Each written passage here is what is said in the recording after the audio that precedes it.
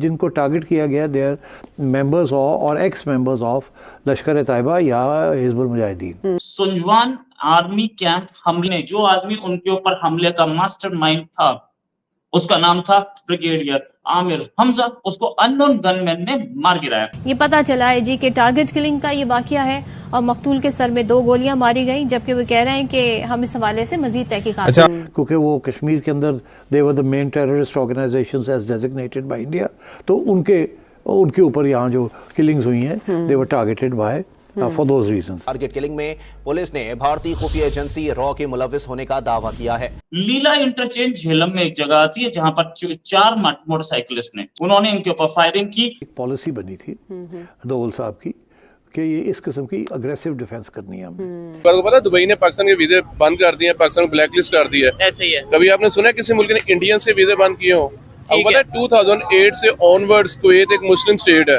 उसने पाकिस्तानियों के वीजे बंद किए हुए हैं। ठीक है। इंडियंस के किए उसने नहीं। कई लोग जो है सब हैरान हो रहे थे इससे पहले कि आखिर ये कौन है जो आता है और मार के निकल जाता है, और वो सब लोग वही थे जो कहीं ना कहीं किसी ना किसी जगह पे उन्होंने टेरर किया था, लोगों की जानें ली थी और उसके बाद वांटेड लिस्ट पे भी थे। मुस्लिम कंट्रीज जो है वो एक मुस्लिम कंट्री पाकिस्तान के वीजे बंद कर रही है, यहाँ से आप अपने पासपोर्ट की वर्थ देखो। आतंकवादियों से कोऑर्डिनेट करने का काम कि हमला कब होगा, कैसे होगा, कहां से होगा, उसके लिए फाइनेंसेस कहां से आएंगे, डीएचए के फाइनेंसेस, ये कोऑर्डिनेशन इन्होंने, क्योंकि ये लाहौर जो है ये हाफिज सईद यानी कि लश्कर तैयबा का हेडक्वार्टर भी है। हेलो, जय हिंद दोस्तों, एसपी न्यूज़ 91 में आपका स्वागत है।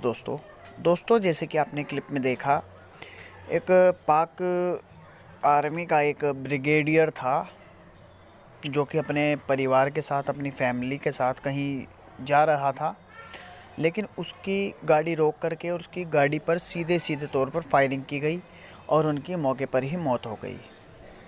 और दोस्तों कहीं ना कहीं मैं आपको बता दूं, ये एक रिटायर्ड जो था ब्रिगेडियर था जो कि रिटायर्ड हो चुका था। अब इसका अंदाज़ा कुछ पाकिस्तानी जो लोग हैं, पाकिस्तानी आवाम इस तरीके से लगा रही हैं क्योंकि वो जो 2018 में सुजवा हमला हुआ था उसमें उसका मास्टरमाइंड था वो।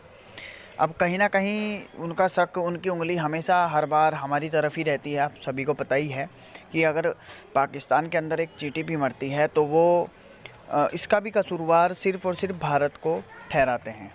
अब आप इस चीज़ से अंदाज़ा लगा सकते हैं कि पाकिस्तान किस तरीके से कहाँ तक मतलब अपना ये चीज़ करता रहता है। आप पाकिस्तान का आपको पता ही है कि वो आतंकवाद की आज तक खाता हुआ आया है और इसी आतंकवाद की वजह से ही आज वो कहीं ना कहीं मिट्टी में मिलने के कगार पर है। आज उसमें क्राइसिस है, वहाँ की आवाम ऑटो की लाइनों में लगती है। पाकिस्तानी आवाम या पाकिस्तानी मीडिया इस बारे में क्या चर्चा कर रही है, तो आइए दोस्तों वीडियो को स्टार्ट करते हैं। सुंजवान आर्मी कैंप हमले में जिनको वीर गति मिली थी, ये 6 हम थे किल्ड इन एक्शन, 6 जवान थे, 6 आर्मी के लोग थे, साथ में कई लोग इसमें घायल भी हुए थे। क्यों आज उनको शांति मिली होगी? इसलिए मिली होगी कि उनके ऊपर जो आदमी उनके ऊपर हमले का मास्टरमाइंड था उसका नाम था ब्रिगेडियर आमिर हमजा, उसको अननोन गनमैन ने मार गिराया। अननोन गनमैन ने मार गिराया मतलब ये अननोन गनमैन कौन थे? पाकिस्तानी आर्मी ये मान रही है कि ये आतंकी हमला नहीं था, मतलब वो मारे गए ब्रिगेडियर ब्रिगेडियर आमिर हमजा उस समय, जिस समय वो कार ड्राइव कर रहे थे, ये झेलम एरिया की बात है पाकिस्तान के, वो कार ड्राइव करके जा रहे थे और उनके ऊपर ताबड़तोड़ 4 लोग आए 2 मोटरसाइकिल्स पे, और उन्होंने 4 मोटरसाइकिल्स पे लोग आए और आके गोलियां चलाई उनके ऊपर, जिसमें आमिर हमजा मारे गए, उनकी बेटी और बीवी पत्नी दोनों घायल हैं। मैं किसी की भी हत्या के फेवर में नहीं हूं, मैं किसी भी तरीके के खून खराबे या वायलेंस के फेवर में नहीं हूं।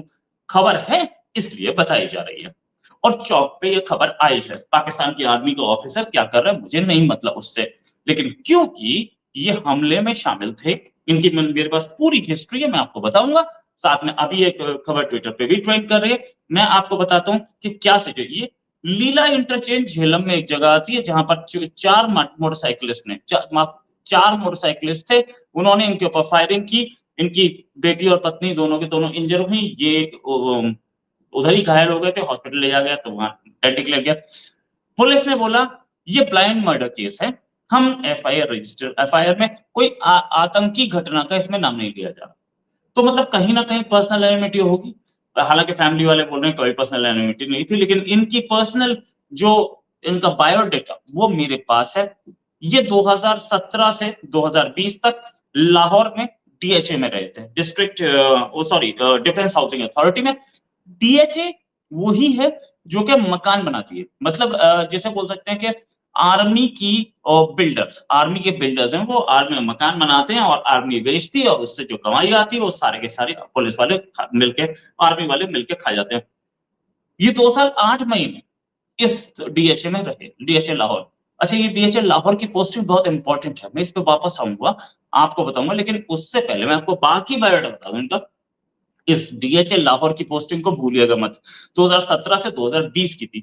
और हमारा हमला कब का था? हमारे ऊपर जो हमला हुआ था वो अप्रैल 2018 में हुआ था। तो ये डीएचए लाहौर की जो पोस्टिंग है, इसी से इनका इंडिया कनेक्शन भी बनता है। हालांकि आर्मी के लोग इंडिया से ही इनके वाबस्ता होते हैं कि इंडिया भी हमला करना है, इंडिया के खिलाफ कसम खानी है, और इंडिया की, हालांकि कई बार तो जब बीमार पड़ जाते हैं तो वैक्सीन भी इंडिया की देते हैं ना, लेकिन ये आर्मी के ऑफिसर जो हैं, शर्म है तो कहां से आई। अब आगे, उससे पहले ये पंजाब के इमरजेंसी सर्विस रेस्क्यू के डायरेक्टर जनरल थे, डीजी। ये इस पोस्टिंग पर ये 2016 से 2017 तक रहे थे, मतलब बेरोजगार ये कभी नहीं गए, रिटायरमेंट के बाद भी इनको मिलती रही। तो खास लोग होंगे ना, ये गेट नंबर 4 के खास होंगे, तभी इनको मिले होंगे। ऑफकोर्स आर्मी में रहा है, ब्रिगेडियर आर्मी रिटायर हुआ है, लेकिन इतने सारे ब्रिगेडियर बेरोजगार भी तो बैठे हैं, वो खाली बैठे पेंशन खा रहे हैं। इनके पास ऐसी मलाईदार पोस्टिंग्स हैं सारी, डायरेक्टर जनरल इमरजेंसी से, तो ये इसलिए। अच्छा, ये 1984 से 1984 से 2015 तक ये आर्मी में रहे, ब्रिगेडियर रैंक से रिटायर हुए। 31 साल का इनका आर्मी का एक्सपीरियंस था। मैं ये सब आपको क्यों बता रहा हूं? इस बीच में एक चीज और आती है इनकी। ये 2003 से 2005 तक यूनाइटेड नेशंस में रहे, यूएन में इन्होंने काम किया, ईस्ट टिमोर में काम किया इन्होंने, और ईस्ट टिमोर में काम करके ये उस समय chief intelligence officer and deputy chief military observer थे। Chief intelligence officer, deputy chief military observer. अच्छा, रैंक बड़ी थी, no doubt about it. Intelligence का काम भी इन्होंने किया था। इनका इंटेलिजेंस से नाता पुराना था। ये यहां पर थे जब पाकिस्तान में, तब भी इन्होंने इंटेलिजेंस के साथ रहकर भारत के खिलाफ बड़ी साजिशें की, हमले करवाना, ये वो। अब मैं वापस आऊंगा डीएचए वाले टेन्योर पे। ये डीएचए के टेन्योर पे, जहां पर डिफेंस हाउसिंग बनाता है, घर बनाया, लाखों करोड़ों की कमाई आ रही है, उसमें से आईएसए के साथ मिलकर के ये जो हमले प्लान करते थे, उसी के लिए इनको वहां पे डीएचए में लगाया गया। ये लाखों करोड़ों की कमाई आती है, तो कुछ आर्मी को जाएगी, कुछ पॉलिटिशियंस को जाएगी, कुछ कहीं जाएगी, कुछ कहीं जाएगी। ठीक है, ये तो क्लियर हो गया। लाहौर में क्यों दिया गया? डीएचए तो कराची में भी है, डीएचए इस्लामाबाद में भी है, क्योंकि लाहौर लश्कर का हेडक्वार्टर है। उस लश्कर के हेडक्वार्टर से बैठ करके पैसा कमाते थे, और कमा करके वहां भेजते थे, और लश्कर से भी पैसा की उगाही होती थी, वहां चंदा आता है, कुछ पैसा लश्कर को दे दिया जब जरूरत पड़ी। तो मनी कंट्रोलिंग या मनी लॉन्ड्रिंग जिसे बोलते हैं, वो काम इनके पास बहुत अच्छा होता था, और ये उसके किंग पिन थे। ऐसा मोटा कमाया था इन्होंने।